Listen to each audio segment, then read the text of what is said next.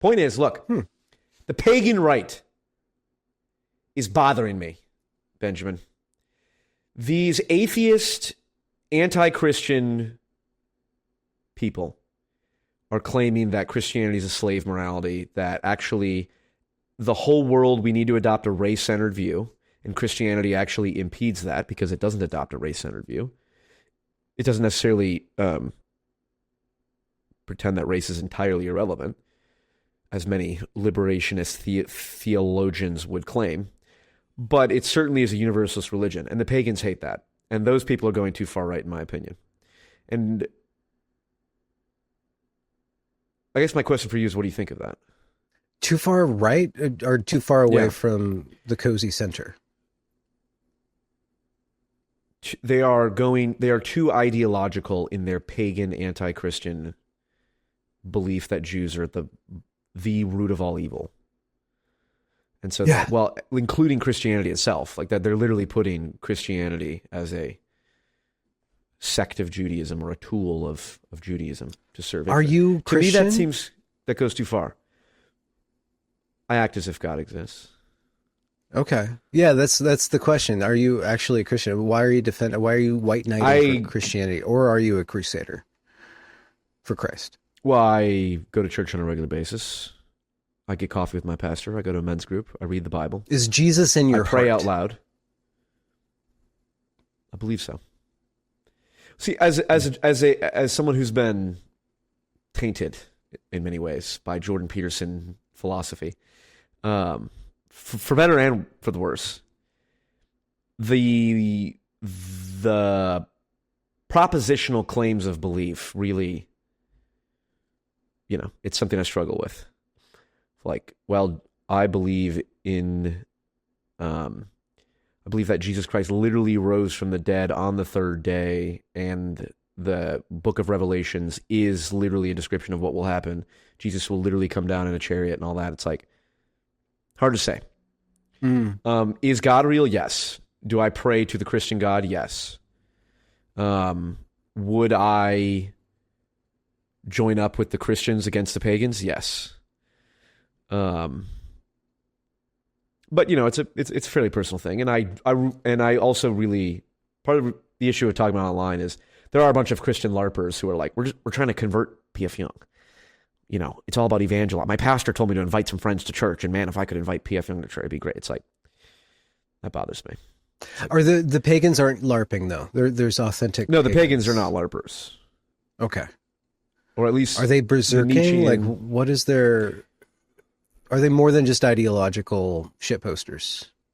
I'm using pagan fairly broadly. Some of them are legitimately pagan, but there's like the Nietzschean. Basically, there's a faction on the right who believe that Christianity is a slave morality, and it is allowing Jewish people to operate and subvert and do all of the stuff that they claim or point out that they're doing. And my point is that's nonsense. That's anti-Christian. And I think Christianity is the proper moral orientation. For you. For the I West. think for all human or for beings. the world. For all of we're mankind. all made in the image of God. Are you Christian? I can't not be a Christian. You can't not be a Christian. Do you believe that Jesus resurrected from the dead in 33 AD or whatever it was?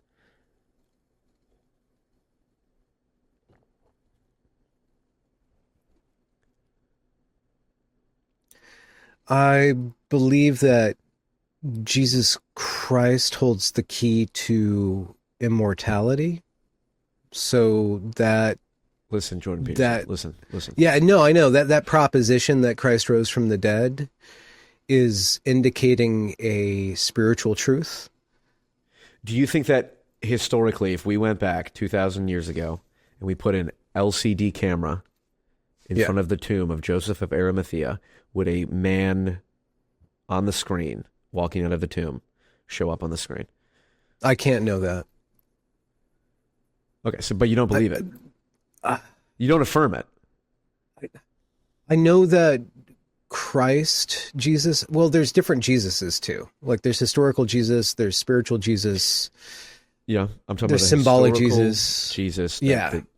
The Christians at your local. Okay, so as far as belief is concerned, and I have a tendacious relationship with belief, like with just propositional Same. knowing, understanding, and communicating. So yeah, I am stuck in this whole Petersonian, like the sandbox that he kind of mapped out.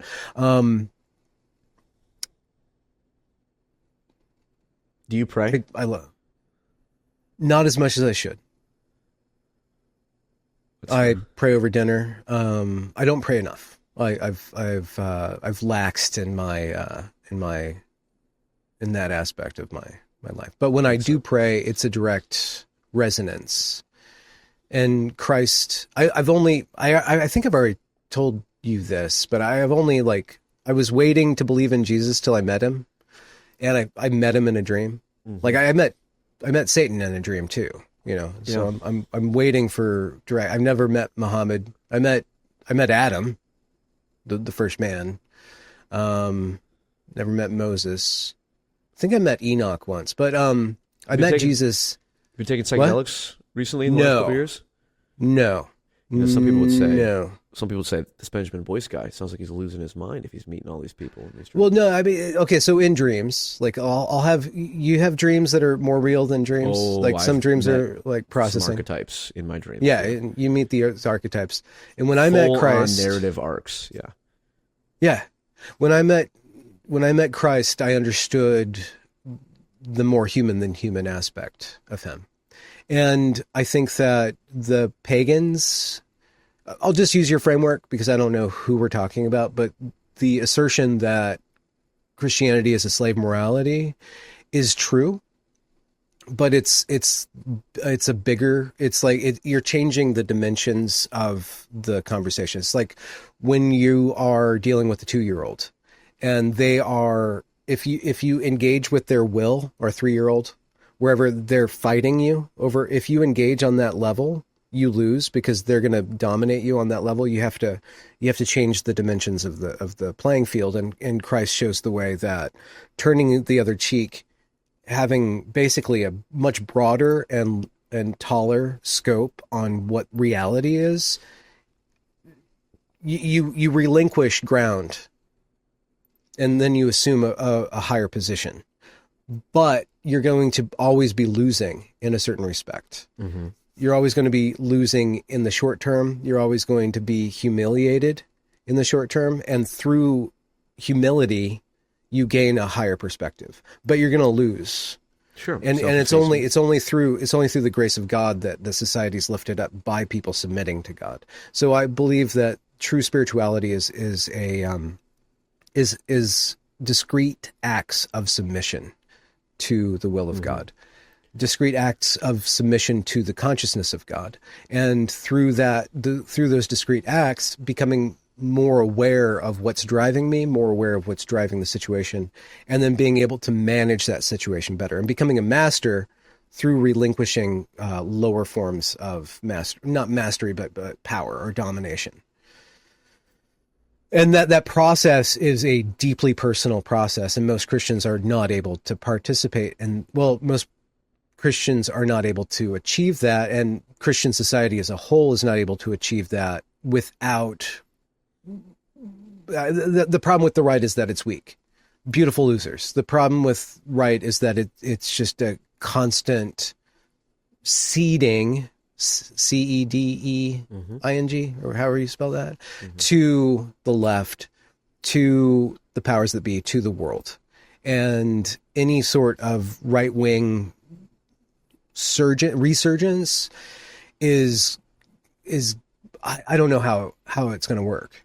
So the people who are pagan, who are denouncing Christianity as a way for a small tribe of high verbal intelligence Semitic people from controlling the bureaucracies, from controlling the organizational structure, I kind of understand where they're going from, but it's already a weak position. It's like the manosphere. It's like let's sit around and bitch about the longhouse all day. You just turn out you're just in the bathhouse now. You're just jerking off. Like the only way to yeah, yeah, it's like the long house, Yeah. you know, and it was like, okay, well, yeah, now you're being You weak. said Oh, it well. You didn't need to act it out, but I got yeah, it. men need to stand up. Women have too much power. It's like, well, you need to act, and yet the structure that is facilitating your being able to bitch about this is already bureaucratized. You're already too comfortable with your life. You're already acting basically like a spiritual woman. You know, so I don't know to what extent. I think 99% of everybody's LARPing everything all the time. So to say that there's Christian LARPers, yeah, or like it's like grifter slander. It's like we're all grifters. Come on, we all love the sound of our own voice, or we wouldn't talk. Like that's the first barrier to entry to talking is to like the sound of your own voice, or hate it so much that you get Maybe. it, you make it better. I don't know, the grifter thing. It's like, well, it's like we're all narcissists. Like, well, no, there's just confidence and narcissist. Like there's a categorical difference. Yeah, no, you're grifting you're thing right. is like grifting is specifically for money, and you know, I guess you could grift for attention, but yeah. Well, I mean, attention in our economy turns into money if you're doing it. Sure. Right. I'll tell you. Tell me. I'm I wanna hemorrhaging hear a great stories. deal of cash on YouTube. So grifting, they claim that everyone's a grifter. It's like Hemorrhaging? Your production values aren't attesting to you. I'm kidding, but you spend a lot of time editing. Hemorrhaging. Yes. Yeah, decent amount. You're just not making money. You're not losing Correct. money. Yeah, You're just not making money. Well, Okay, I'm not making money through. You're right. I'm not. My total finances in terms of like rent and all that stuff. Yeah. Yeah. But that's fine. That's why Rhetorically Defective is actually doing really well. And I wanted to have him on because he kind of basically started from nowhere, and now he's doing a lot of engagement. He's getting a lot of engagement, and I wanted to understand the deeper aspects of him. I had him on, and I got in a lot of trouble for that. People went after my wife because I'm descending into anti-Semitism and I talked to him for 2 hours about why does he center identity. And he's very squirrely. He's like, what are you talking about? You sound like a postmodernist, which is a total postmodernist trope. It's like, if once you start centering any given identity, you're going to reduce everybody into fighting for and over identity. And you're going to trigger the exact thing that you're criticizing, I guess, the Jews for being. That you're going to trigger their ethnocentrism by calling them out over and over and over again. And what's the end game of this identity stuff? What's the end game of that? And I think that I dovetail with you with being worried about pagans making identity front and center. It's like, to what degree is identity becoming front and center going to ruin the whole project and decrease our ability to organize or do good things or even have a good relationship with God and man? All of the hardcore Zionist founders of Israel said Zionism depends on anti-Semitism. Zionism requires anti-Semitism. It's a reaction. It's a very reactionary, and then it just goes and it works. It works. Yeah, and it's also correct. Well, if you commit to it. Interesting. The point that there's no difference between Zionists and Jews is said by both Ben Shapiro and Nick Fuentes.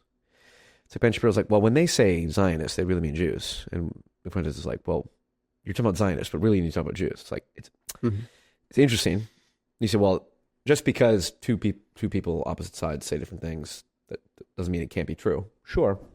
But, yeah, I mean, a great deal of it is LARPing and all that. First off, what kind of trouble did you get in? We're still in pre-show, so this is all... Are you serious? No, I'm just kidding. We can make edits and all that, though. Spill the tea for me. And we'll insert technical difficulties. Well, it's just there are certain topics that will get you shunted from polite society, and one of them persistently is racism. Unless you're black or Jewish, you can be as racist as you want for your own group. You can be ethnocentric if you are. If you went online and you looked up Ibram X. Kendi and the first line of his Wikipedia bio was an anti-white conspiracy theorist, that would equalize Kevin McDonald being known as an anti-Semitic conspiracy theorist. But there's no such thing. There's no equality in this. And that's one of Rhetorically Defective's really good points. It's like, what does anti-Semitism actually mean? What does racism actually mean? It's a way to to inflict double standards, specifically on for the time being, demographically dominant group in the West, which is Europeans. And Europeans, I think Kevin MacDonald makes a strong argument that Northwest Europeans are particularly prone to egalitarian individualism, to propositional thinking, and to high trust forms of governance, capitalism, and so on. Let me ask you, that is really easy to hack. And yet I think that the pagans, any sort of move towards awakening white identity is going to run right into the fact that we are biologically, psychologically, it's baked into us to not be ethnocentric, to project a universalist field of being on everybody, and to be less ethno-narcissistic, less clinging to our own identity. We have a hard time grappling with white identity. And we keep on bringing up the specter of Nazism because we know that there's something true about wanting Germany for the Germans and nationalism. Britain for the British, but we can't square how Britain is supposed to be British. Because it's just like, they've lost that. The issue of genetics and culture and the interrelation, I used to be very like, well, okay, culture is 100% entirely separate from genetics. It's just a code. Yeah, I mean, it's software on hardware, but any software is replicable on any hardware. I still believe, unless I'm happy to see evidence that says otherwise, but I don't think there's like, if you take obviously like there's IQ things and personality types or whatever, but like if you take a Nigerian child from like Nigeria who has an IQ of 100 and you raise them in a, white European society, my understanding is there's no evidence to suggest that certain people's genetics predispose them to certain structures of ideology. You can say historically, people's, like what you just described out with the Northern Europeans are more likely to marry outside of their group. Yeah, the Southern Europeans are more likely to marry in a group. Yeah, so you can say, okay, well, that makes sense. Then you can correlate what the structure of the ideology looks like based on the genes. Memes are extended phenotypes, as you no doubt know from Brett Weinstein's debate with Richard Dawkins, which he absolutely destroyed. Dickie Dawkins. Destroyed! Destroy! Absolutely destroyed. One of the best debates of all time, by the way. But anyway, but once the extended phenotype has been structured, yes, the genetic origin of it affects the structure of it, historically and how it looks and manifests. But every person is capable of receiving that ideology, right? I mean, is there evidence to suggest that someone's genetic predisposes them to certain ideologies? If you put one Nigerian amongst 1,000 Anglos, and you raise them in there, they will. It's hard to say. Like the ideology or that culture is so reinforced. But if you put, let's say, 900 Nigerians into a town of 10,000 Anglos, like you're going to see a different manifestation. Yeah, totally. Well, look, this is your point. This is liberalism failing. This is the failure of liberalism. Thank God for Jordan Peterson, who laid the groundwork. Has Jordan Peterson gone too far? Yeah. He's been sucking in too much mold too, which is poor guy. Yeah, that's not great. Did you see my video called Jordan Peterson and the End of Classical Liberalism? How Jordan Peterson taught his fans to reject liberalism? Probably not. No. Can you summarize that argument? Because essentially Jordan Peterson is known as like the ardent defender of the individualist and the liberal individualism. And if you actually look at all of his lectures since the beginning, or his interviews or anything he says, he's like, no, the collective ethos is incredibly important. We've been fed is a diet of rights and freedoms. Mm-hmm. Like nobody gives a shit. Collective responsibility is where meaning comes from, or responsibility to you, your family, your society. Mm-hmm. And so basically, I think nested compulsory obligations. Yeah. Identity and individual autonomy is just this farcical thing that only exists in a functioning social structure. So I am the true adherent of, you know how like people complain about Well, there's people who call themselves Marxists, but then the true Marxists are like this. I am the true Peterson. The true Petersonian is recognizes that collectivism and individualism are both positives that need to be balanced, rather than one is the enemy and one is the good. But white collectivism is very difficult. Well, you can look. I volunteered at a high school mentoring. It was like 90% Hispanic, and I thought to myself, if the white kids in here wanted to form the Exciting Whites Club. Exciting Whites. The Exciting Whites Club. Are you familiar with that meme? The Spicy Whites? The exciting. It was in the NFL. I think I forget who proposed it, but someone was like, "You should have all the best white players versus all the best black players on a team," and the whites would be the Exciting Whites. And like people were buying into it. Like the NFL players were making jokes about it. So it was like a very pro-social, positive white identity. I'm not. I'm like, yeah, they should be able to form the Exciting Whites Club and talk about European heritage and all that stuff. They're a minority.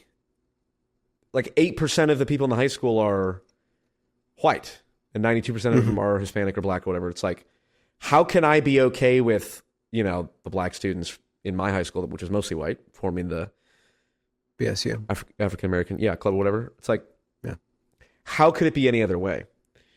And so I'm for pro-social, pro-white attitudes. My issue is I don't see much of that.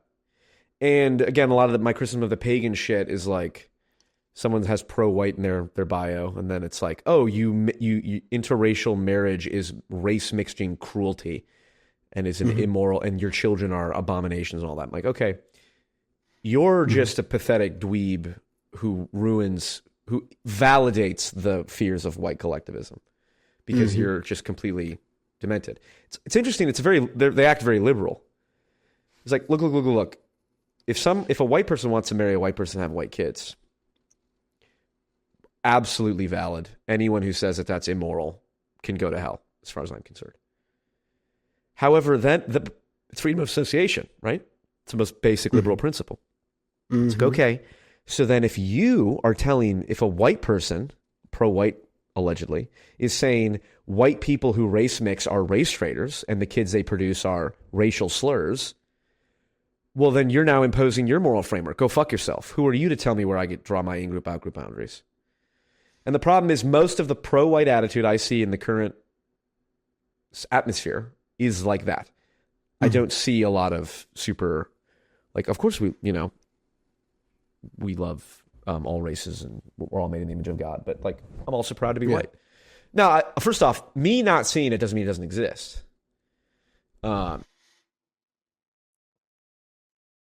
Well, the psychology of, so you're right. So there's a high correlation that if online somebody's bio says pro-white, that they're going to have a lot of anti-other. Yeah, and just generally antisocial beliefs. Antisocial or anti-universalist social? Antisocial behavior. Like thinking it's okay to call children racial slurs. Like that's just general antisociality, I would say. And it's actually quite, it's funny, like, I like to sow division as a dark centrist. Where there is division, that's right. Where there is division, there's important information, okay? What's this mean? Why are you doing two this? sides. Okay. You need to get married, Paul. You really need to get married. I know. I'm working on it. But listen, the more videos I make like this, I'm sure it'll attract just the kind of the right woman. Where there is division, there is something important and interesting. Even if you know nothing about it. Tension, like, yeah. When I see, it's so funny you were talking about rhetorically defective. I think he made a video complaining that I clipped him out of context. Complete bullshit. But that's okay. I listen. It's very good for it's. I have plenty of clips of people on the left calling me a Nazi. I need more of it on the right. So I do appreciate rhetorically defective, and I think he makes some interesting points. And I appreciate when he was talking about his personal background with you, because it's like, okay, there's a real person here. I'm less interested in the snot. His vlog thing. Yeah. So, but the the point he was making, division. Because I brought up the neo-Nazi who was celebrating school shootings and calling children, screaming racial slurs into the end, into their face. I'm like, it's really a litmus test. It's like, can I get pro-white people to call this shit out as antisocial, degenerate bullshit? Because if so, well, then I'm like, okay, now I trust you a little bit more, because it's clear that you are able to draw boundaries. Because the whole adage of, well, no enemies to the right. Okay, are you fucking demented? Of course there's enemies to the right. There's fully grown adults who run up to children and call them racial slurs. Yeah. Like, that's your enemy. Yeah. And they are to the right. I mean, to the right, left. So anyone who says that, I'm like, you're unserious, and I don't take you seriously. And the more that I can get them the right to say, yeah, this is complete bullshit, the more I'm willing to trust that part of the right.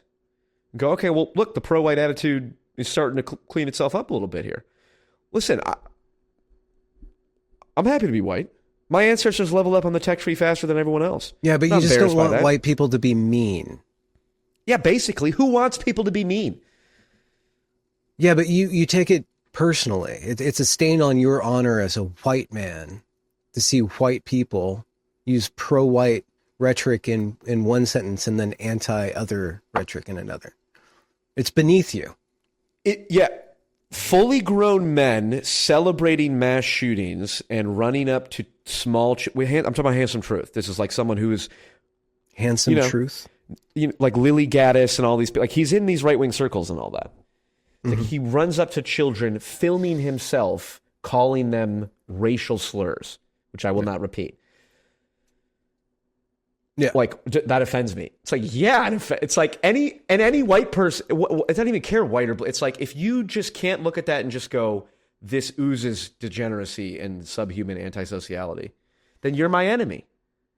And any pro-white person that can't say that because it's buying into a leftist framework, oh, I don't want to call this racist, or because the left uses the term racist. We can't call a 40-year-old guy running up to a child calling him the N-word. That's not really racist, because that's a leftist framework.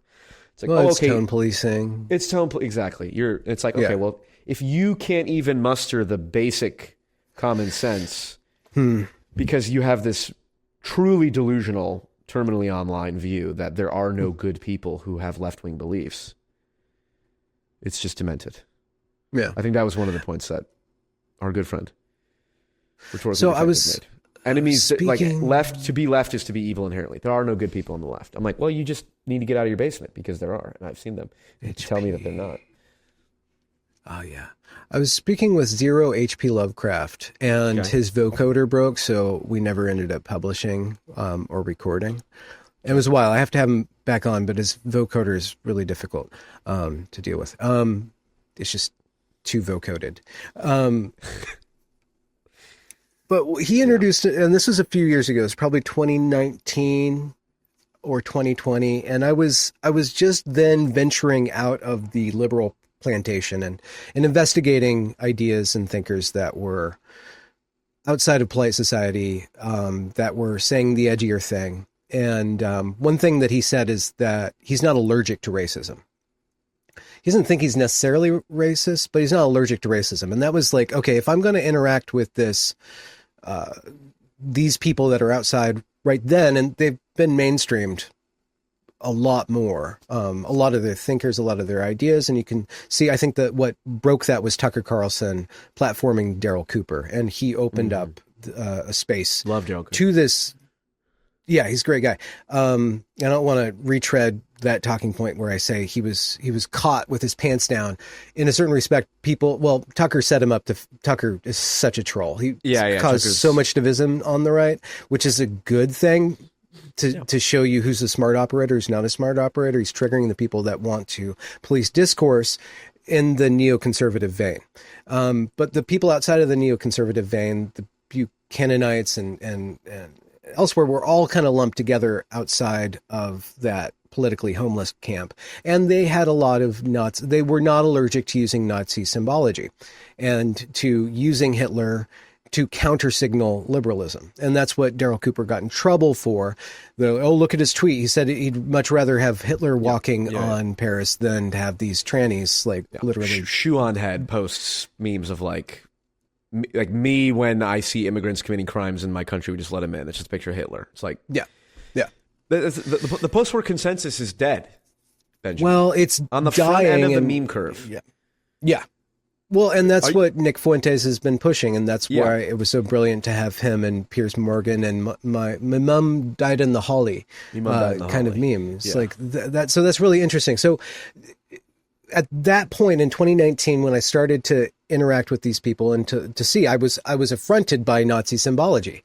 I'm like, whoa! Like I turn a corner, I follow somebody's follower or somebody who somebody else follows, and like all of a sudden they're Hitler posting, right? It's like, okay, well, I need to let go of that because that is a firewall to keep me from understanding who these people are. That's a way for them to actively shoo away anybody who's just going to trip up their discourse while they're talking about all these pre-liberal ideas.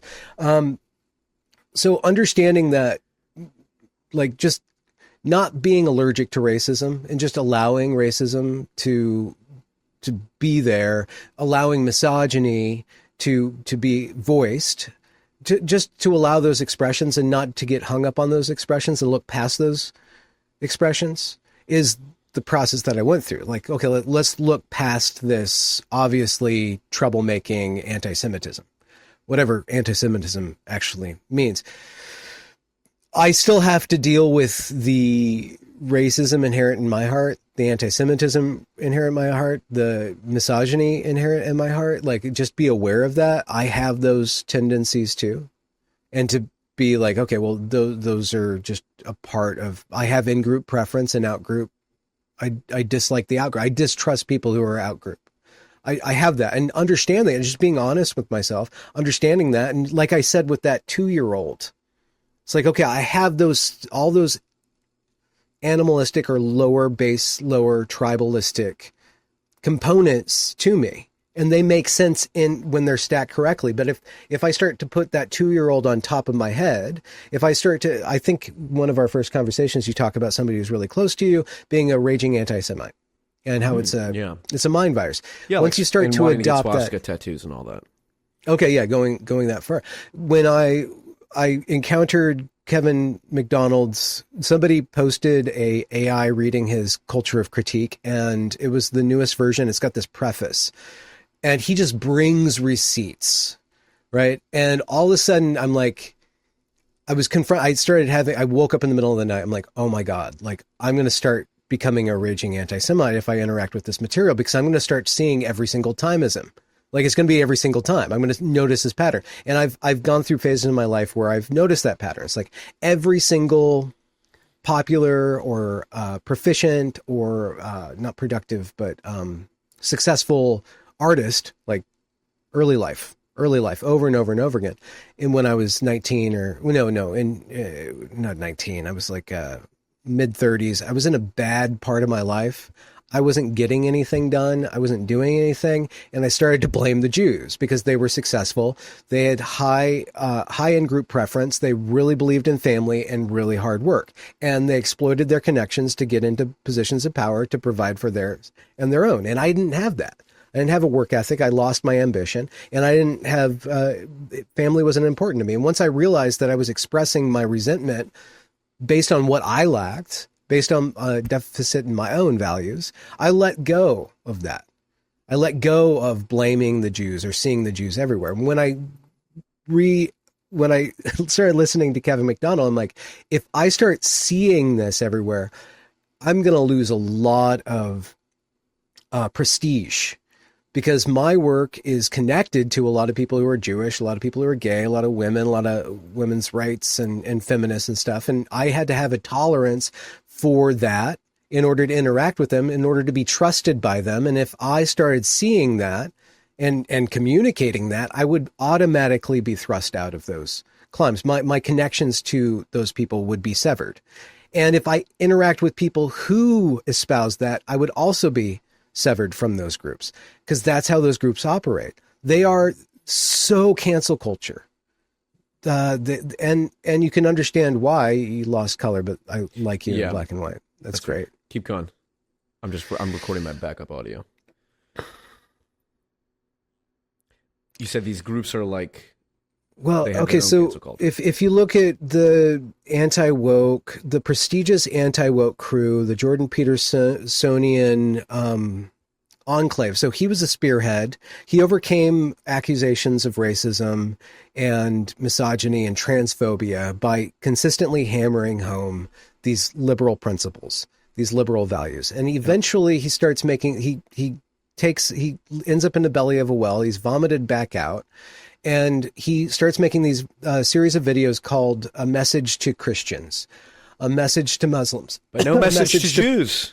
No message to Jews. But then you see the video of him. There's a couple of videos that were very interesting. One person was like, okay, one person asked him about the Bolsheviks and how they're incredibly over, especially in early communism, they were massively overrepresented with Jewish leaders, and those Jews effected ethnic cleansing through the power of the Russian state and through the power of communism. Why would we trust somebody? Why would we trust these people? How do we square with that? And Peterson has no answer to that. And then there's another video of him in Israel saying that you are the chosen people, you are the foundation of Western society, and if you lose, we all lose.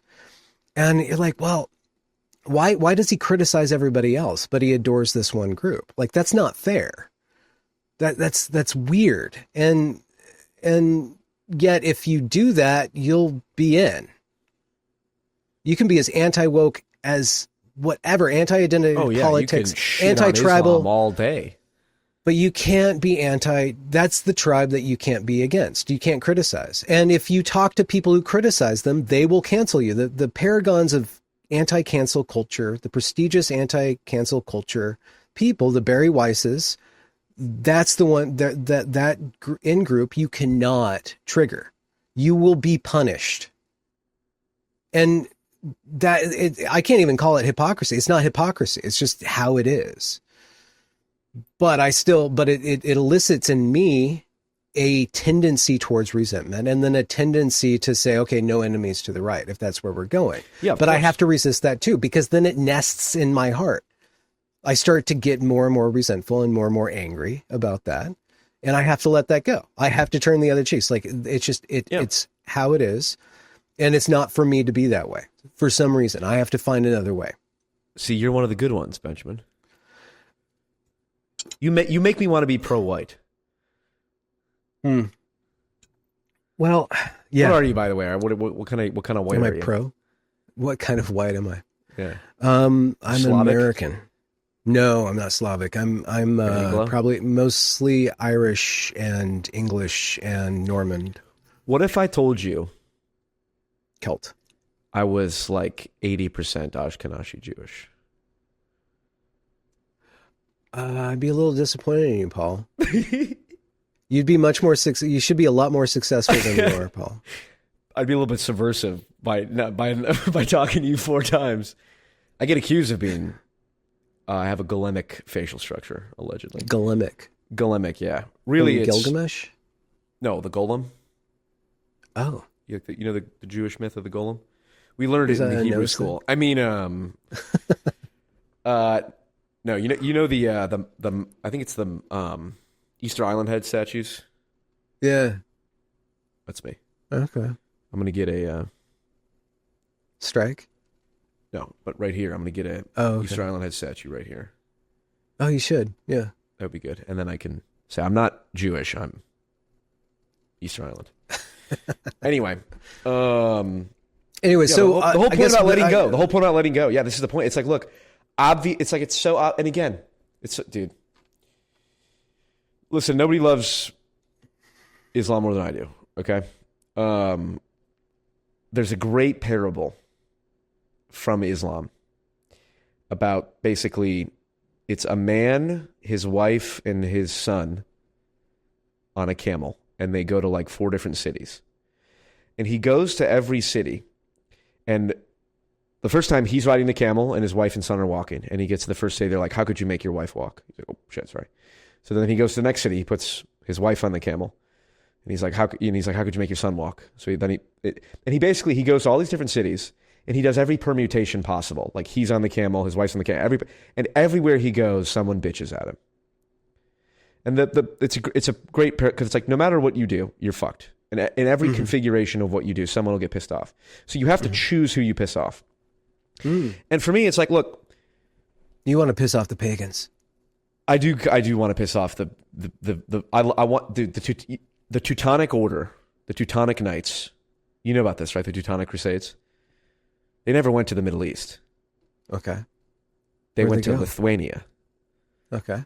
The Teutonic Order, the coolest looking crusaders, the ones with the fucking horns, went and killed a bunch of European pagans. Now, killing anyone is bad, and they also reigned for like 100 years and then became corrupt, as many institutions do. Good lesson. Yeah. You start a crusade, 100 years later, probably going to end up as a corrupt bunch of things. But early on, they at least were cool, aesthetically, right? I just like that. Look, it's like, it's so funny. You know how it's like, I really like Nazi aesthetic. I love the Panther tank, the Tiger II, the Hugo Boss. It's so cool. It's like, but I don't, obviously I don't like that. So that's what I'm going to do with the pagans. Like, I love the Teutonic Order. I know they killed a lot of Lithuanian pagans. I'm like, this is bad. But like, so I'm doing that to them. My point is.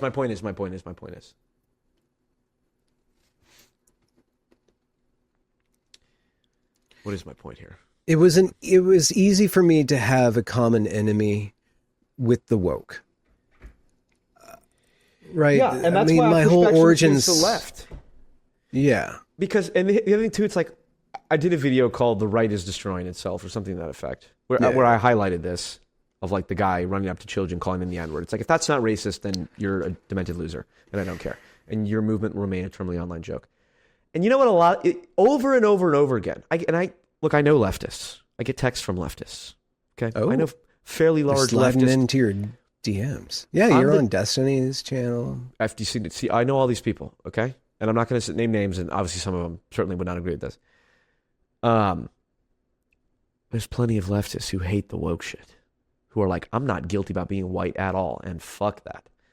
And they watch my channel, and it's like, so when rhetorically defective is like, P.F. Jung is buying into a leftist framework. What he doesn't realize is that to be leftist means to want to kill you. It's like, okay, I mean, there's a certain level which anyone who has, I was like, okay, well, I'm not going to explain to a schizophrenic why Elvis Presley's not really there. I'm just going to go, okay, that's fair. And if, well, it's just absurd to pretend that it's as demented as like, well, anyone who has any sort of pro-white sentiment, it must be a Nazi. It's like, deranged. Anyone who has leftist idea, like, hey, I think gay marriage is okay. You must hate all whites. You must be an Ibram Kendiist. Yeah, but is it okay to say you don't think gay marriage is okay? Of course. I know many Christians. Would you say that on stream? That gay marriage isn't okay? Would I say that? Yeah. I think it is okay, so I wouldn't say it because I don't believe it. But I have no problem whatsoever and would think nothing less of anyone. If they're not for gay marriage, it's anti-Christian. Gay marriage is anti-Christian? Well, according to most Christians. Is it a bigger threat? Is gay marriage a bigger threat than the Teutonic Order to the fabric of society, Western society? You mean which is a bigger threat? Pagans or the gay marriage? Yeah. Is it pagan? If you had to choose which was the bigger threat to society and its flourishing in the West, would you say it's the gays or the pagans? Probably the pagans. The gays. There's a lot of very normal, very maybe there's a lot of normal pagans. First, gay is a sexual orientation. Paganism is an ideology with political. Well, maybe it's not maybe not. Maybe both of those statements are untrue. Maybe paganism is a biological orientation towards the world. No, it's an ideology. How is maybe homosexuality is an ideology? You believe that? I already said. I just posted the clip. Being gay is like diabetes. There's type 1 and type 2. Okay? What's type 1? Type 1 is you're born with it. And type Okay. 2 is you get it from childhood trauma and environmental factors. Okay. Interesting. Okay. But the idea that there isn't type 1 and type 2 is or Okay. that it's definitely all one or definitely all the other. Mm-hmm. But So there's no the type 1 gays and the type 2 type gays. 1 pagan and type 2 pagan, right? Maybe some people are just born pagan. Maybe it's a way of seeing the world that is Yeah, but you can indigenous. but as the Teutonic to Order a showed people. us, you can force convert the pagans out of it. You Well, can't really as force gays to not be California gay. shows us, you can force convert children if you get them to want it. I know that. Look, nobody hates the left more than I do, okay? No, but my general point, I don't even know. This is so. Yeah. This is so. It- I think. Well, so- this is. We'll start. The second hour is what I'll actually post to YouTube. It's important for me, or it's most interesting for me to understand things. Yeah, Like, same. at some I'm not interested in convincing people so much. I'll Pardon me make my for best bringing it. case. James Lindsay lost me when he stopped seeking to understand things and he started to interpret the world, and he set himself up as the person who can decide who is pure and who's not pure, who's true and who's not true. Yeah. And his purity campaigns against this so-called woke right thing were all about him manifesting his own will to dominate. You can see this over and over in his tweets. He's right. He's the one who's the fountainhead of explaining everything. It was fun and interesting when he was seeking to understand and interpret these texts, these woke texts, these Frankfurt texts and stuff like that. But once he declared himself as the arbiter of who's good and who's bad, who's enemy and who's friend, it just lost all salience to me, and it actually burned through the relevance of what he was saying before then. And so the right, the pagan right, the anti-Semites, it's like, well, why? Like, I'm interested. Why do you think this? Why is this a part of your identity? Why is this a part of your political program? You're asking this to me, or you're asking them? Well, no, I don't know if you're seeking to understand the pagans. Once you declare somebody your enemy, you're no longer seeking to understand them. So, okay, this is a good point, because I should say pagan. I'm using the word pagan sort of like postmodern neo-Marxist. It's kind of like a general. Like the people who explicitly reject Christianity because it's anti-white, the people who say the primary moral view, the primary moral responsibility that we have as human beings is racial purity and protection, basically. Those people I disagree with. Now, I understand. I talk to literal Nazis, the self-described National Socialist pagans, basically. Mm-hmm. And I have friendly conversations with them offline. And I probably would and will have them online eventually, but not if YouTube fucking hate strikes me for even suggesting it. Yeah. But, and even on Patreon, I am hesitant to post stuff on there. But I understand this. Are you kidding me? I understand why someone would go, I want my kids to look like me. Mm-hmm. And I'm the descendant of a lineage. Mm-hmm. And I'm protecting my lineage, and I care about this. And look at all this anti-white propaganda, and look at all these different groups of. It's like, yes, not only do I understand that, in many ways, I share the same intuition. But this is the meme, and it's an intuition difference, I suppose, but it's one I truly believe and have. It's like, I am caring about my lineage. It's like my lineage includes the majority of the human race.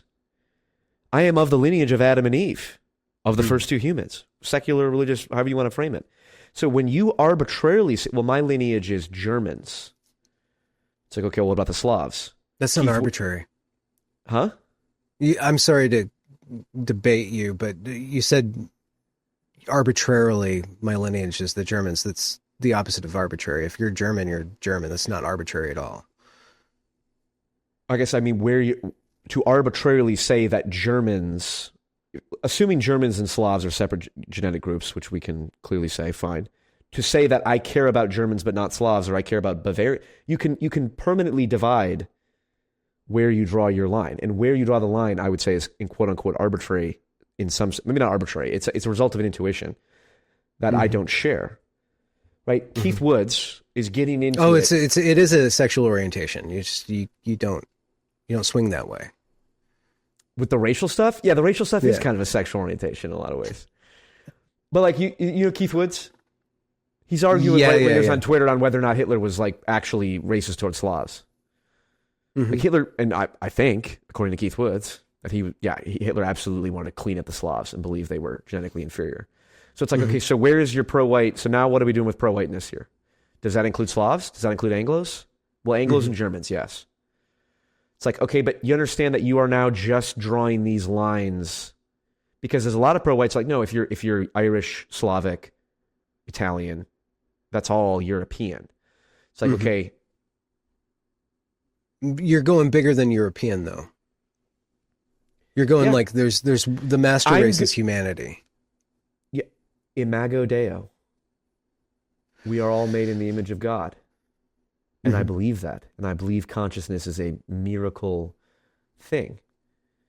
And like, you know, it's also why I'm against animal cruelty. Like, you know, they're not the same. I don't put the same moral value on animals as I do humans. I do think humans are unique and separate lineage. But like, also, we are part of the same God's creation here. Like, abusing cows in disgusting, horrible ways is disgusting and horrible and immoral. It's not totally irrelevant. Yeah. And, you know, well, but why do I care about a cow being abused, but I'm okay with killing a rat or just absolutely lighting wasp nests on fire, which I take pleasure in watching. There's a lot of vegans who are like, that's disgusting of you that you would like, I'm like, burn them all. Okay. Yeah. Destroy so them yeah, with fire. look, it's all, look, there's all I guess my issue, I like how rhetorically defective put it. Freedom of association is the most basic liberal principle, and these liberals aren't living up to it. Fair enough. I expect the same from the right. The moment you say that someone's mixed race child is an abomination, you are my enemy. And you say, well, I'm not seeking to understand that. It's like, no, first off, there's not that many people that believe that, and a lot of people that do believe that. What's the principal moral? So it's everybody's created in the image of God. No human is less than human. Yeah. Are there certain societies that are superior to other societies? Absolutely not. Everything is morally relative. No, of course. Okay. So the problem with the European superior to other cultures, of course. Anyone who says otherwise is a cringe. What's the best? What's the top culture? Whichever one would you say? So would it be Judeo-Christianity, Christianity, I would not European? Use such a subversive term like Judeo-Christianity that was invented in like 70 years ago. I would say that, I would say the true Christianity, which is Petersonian Christianity. Ooh, okay. Whoa, that's weird. That's the denomination that I am. I talk about this with my pastor. I say I'm a Petersonian. So there are cultures that don't adhere to your universalist humane values. Your humane values are a product, it could be argued, of your lineage. And that gave your lineage access. This is why I brought up this point. I have this discussion with the actual Nazis all the time. Yeah. I mean, not all the time. When I talk to them. But it's like, they make, this is the whole extended phenotype, the shape of the phenotype, the shape of the phenotype is related to the genetics, but once the phenotype is created mimetically, it can spread to any person regardless of their genetics. So like the idea that my culture is a product of a particular genetic lineage, it's like that's historically true. And you can even like point to the environmental and genetic factors that caused certain structures in the ideology, like the Northern European versus Southern European exogamy and all that. But once the ideology is created, memes spread mimetically, and it doesn't require genetic replication and genetic death. And it just sounds like you're kind of blank slating a little too hard for me. Okay, so it's so funny you say that, because I'm literally saying to people, show me the evidence, show me the The blank slate theory is complete garbage. Show me the genetic evidence, though, that says that certain cultures, or certain genetic lineages are predisposed to certain beliefs, assuming you control for IQ, personality type, language, and all the social things, or assuming you control for those things. IQ is not social, but assuming that you have two people of different genetic lineages, but you control for IQ or personality type, is there evidence that they are predisposed to be able to not Christians are converted all over the world. Secularism converts people all over the world. The Hindu caste system, which is a immoral, backwards practice, to say that certain people... Why is it immoral and backwards? Because it predisposes that some people are born with less moral worth than others. Oh, Secularism contained that. The cultural... The global extension of Christianity, secularism, makes that illegal in India. And it's that worked. And there are still people that believe it, but there's many people that don't. Well, it worked? No, you still have the caste system going on. Yeah, but it's contained the caste system. It's worked to a certain degree. Well, that's the question then. To what degree do these memes operate independently of cultures? Because once you control for IQ or high time preferences, criminality is another thing. There's higher likelihood of in our country of certain groups behaving in different ways, and liberalism or Christianity, by way of liberalism and secularity, can ascribe moral equality to everybody's life, but there's not financial equality. There's not capability of understanding. There's not theory of mind. There's variation between two brothers. So of course you're going to have genetic variation. Yeah, but I guess my question is, to what degree is that fuzzy line between the ideology and the genetics or the psychology, which are based on the genetics? The notion that all people are created in the image of God, I would be very hard pressed to believe there's any evidence whatsoever that certain people are not capable of internalizing that idea. Okay. We're talking about how would you test that? It's it's kind of an impossible thing. But the idea that, for example, there's certain cultures that are incompatible with ours and it's related to genetics, duh. Like in Minnesota, the Somalis all come, they all group together and we're all one tribe, and it's basic game theory. Well, here we are in white liberal America, and we treat everyone as individuals. It's okay, well, all the Somalis went to Minnesota and grouped up and, now have voting power there. Yeah. Well, that's kind of democracy. Yeah, exactly. Somebody posted being judged by a jury of peers must have really sounded like a really good idea, when the founding fathers came up with that, when everybody was basically within a certain standard deviation of intelligence and of moral character. And the ways by which that moral character was enforced on the populace were very severe from our frame of mind. Very severe. A lot of people just nosing around in your business, judging you all the time. There's tons of shame and then tons of guilt. Like, shame is the social contract and guilt is the internal contract. Sure. And that was bred into us over generations. There's that other meme of 2,000 years of Christian morality dragging Homer Simpson up the... This sounds like up the hill. Yeah, no, I know exactly what you're talking about. Yes. And then he wakes up, he's like, oh, look at how far I got, like the secular. Yeah, look what I did. This idea that bred into us, this is my point, this sounds like the genetic pseudoscience that I have yet to see evidence for. Bred into us over generations. This sounds like the intergenerational trauma thing. Oh, well, my great-great-great-grandfather was a slave, and therefore you can see that in me or whatever. It's like, as far as I know, there's no evidence. But there's a certain... It's like there's a certain amount of that you accept, and there's a certain amount that you reject. Like, there's a certain amount of genetics and psychology that is from a lineage, and through the social pressures over centuries have sculpted Northwest Europeans to have a certain culture, to behave in certain ways, and to take certain values for granted or as granted that are not necessarily able to be taken up either imposed on other cultures by way of, like, in Iraq, we're going to export democracy, Sure. Yeah. the George W. Bush, or outside of very rigorous assimilationist procedures inculcated into groups that come over, not even groups, but individuals that come over.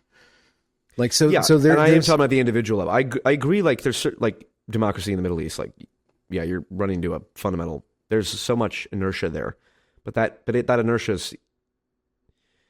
It's kind of like language. Like, languages evolve. Mm-hmm. Any child, any infant is born with the ability to be able to receive any language. As far as I understand, any child can learn any language on the world right now. Yeah. And then they die into it in that, like, after a certain point, they can't learn certain phonemes and all that. It's like, unless I see evidence otherwise, I don't know how we would say it's different for, like, beliefs about morality. Yeah. Of course, there's predispositions of, like, well, if you have a culture that's incredibly autistic, like Germany, are they going to produce more good engineering? Yeah, of course, sure. Yeah. And if you have a culture that's generally low IQ, are they going to have less civilization? Of course. But again, it's like, that's my point about, if you control for IQ, you say, now you're weeding out all these different things. It's like, okay, but you're making my point. If you control for IQ, you'll see distributions that are highly correlated to lineage. Yes. So I guess this kind of is what circles back to the no friends in the pagan sphere. I see what okay, go ahead. There was this Rhetorically Defective did a video, I think it was last week, about the gay black TV talking head guy who kind of quit or got forced out. Don Lemon going to a church. Don Lemon. And there was video of this one totally irate white guy with a beard just yelling at all the Christians and just being a total jerk. For some reason, the left allows for that low IQ antisocial behavior and mobilizes on it, and the right doesn't want to do that. But that's a sociopathy problem, and that's going to be. I spoke with Nathan Kofnes. We talked about Kevin McDonald, and we had this long discussion about the Jewish question. He's a Jew, an academic guy. He has this counter hypothesis called the default hypothesis that just says Jews typically have high verbal intelligence, and that's why you're going to find them in all these political groups and spearheading all of these different political movements, left, right, and center. They're just going to be there. But at the end of the conversation, he said, it was really refreshing to have a conversation about high IQ anti-Semitism.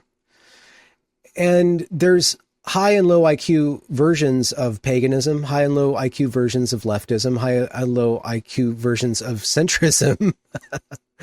And I guess the burden on any thought leader is to be able to attenuate their ideology in such a way that it nudges the sociopaths towards pro-social behavior, nudges the idiots towards acting in a way where they cede their will to the smarter among them. And egalitarian liberalism strays towards blank slatism and says, well, we're going to weed out all the low IQ people left, right, and center, but it doesn't scale because they're losing out on that, or they're not being able to translate their Reddit-brained ideology to the lowest common denominator. I mean, atheism suffers from, what do you do with all the idiots? Christianity suffers, what do you do with all the idiot Christians? So society is going to suffer from all of the low IQ people within society. And if you control for IQ, or if you look at IQ, it's going to be distributed differently among different groups. And so if you want a well-ordered society, you're going to see effectively, and this is the whole woke thing, like they want representation for all these groups, because it's not fair that CEOs and politicians would all be white. And manual laborers would all be black, or mostly represented as black or Hispanic, or so on and so forth. And the whole white ability, or the high IQ ability to distinguish between moral worth and I guess material wealth, or intellectual capacity or physical prowess, like that is a high IQ. I'm wondering, what threshold of IQ do you have to be at to not notice that pattern and to impose a different moral framework on the pattern of human worth? When everything in reality says, smarter people are better, beautiful people are better. Like the one. I don't know about the smarter people. Comic book guy. In fact, we have an entire meme, an entire archetype of someone who's hyper intelligent. Yeah. And just basement dwelling loser freak. Yeah. And intelligence is valued. Certainly low. I mean, look, low intelligence. Anytime you want to argue with somebody about IQ, like IQ is not real. It doesn't predict anything. It's like, well, you're correct. After like 110 points or something like that, the predictive power, like when it comes to wealth or whatever, is very low because there's many other factors. Low IQ is about the strongest predictor you can possibly get. So it's like, well, IQ is not real. It's like, okay, so if your child repeatedly scores on a 70 on an IQ test, you'd be okay with that? You wouldn't be able to tell between a person who does that and 130? Yeah. It's complete nonsense. Yeah, look, it always comes back to, I hate to say it, man. What? Richard Hanani is always right. Oh, really? I don't follow him. Low human capital versus elite human capital. I'm just kidding. I've never once said that ever. Richard, he's not always right. I think he defends AI child, you know what. Yeah. Oh, yeah. Okay. Well, I mean, that's satanic. That's an interesting. Which, we don't need to talk Anyways, I'm proposing that it takes a certain threshold of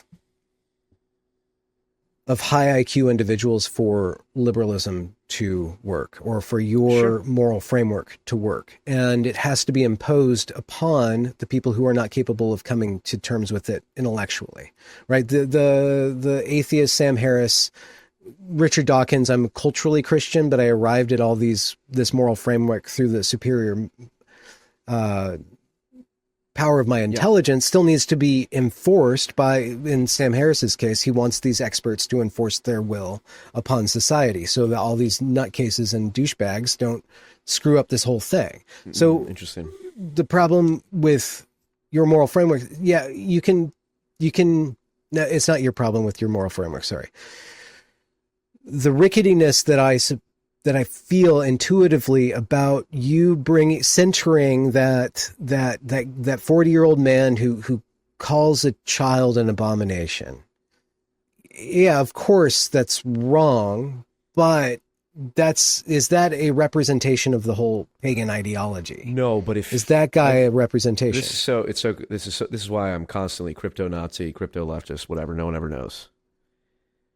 My point is, if you want to advance pro-social, if you want to advance right-wing ideology, whatever that means to you, if you're on the right, recognize that it is people like that man who are the greatest destroyer of your own credibility.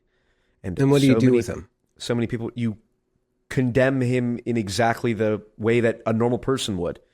A normal person who doesn't know who Karl Marx is, doesn't know who Ronald Reagan is, just goes, that's gross. That's insane. That seems kind of racist. That guy's like a Nazi. That's like a racist Nazi. You go, he is.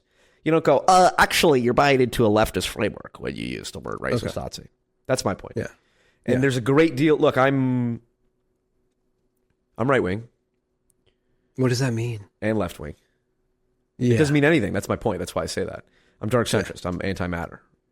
What is that? Well, nobody knows. I mean, but the point is, I agree with a lot of people who are like, liberalism has failed.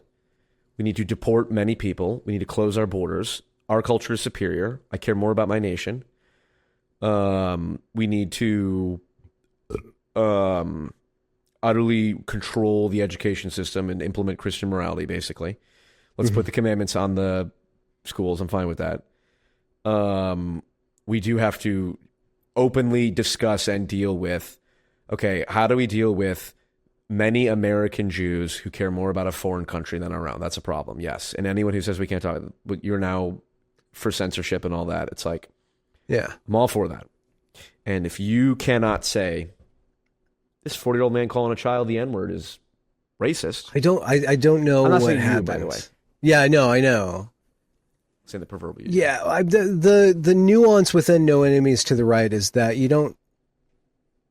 you're handing a win to your enemies by making everything about Republican youth making obvious jokes about Hitler in a group chat 2 months after, a month sure. after That one, Charlie, exactly. Charlie that I'm not Kirk. even.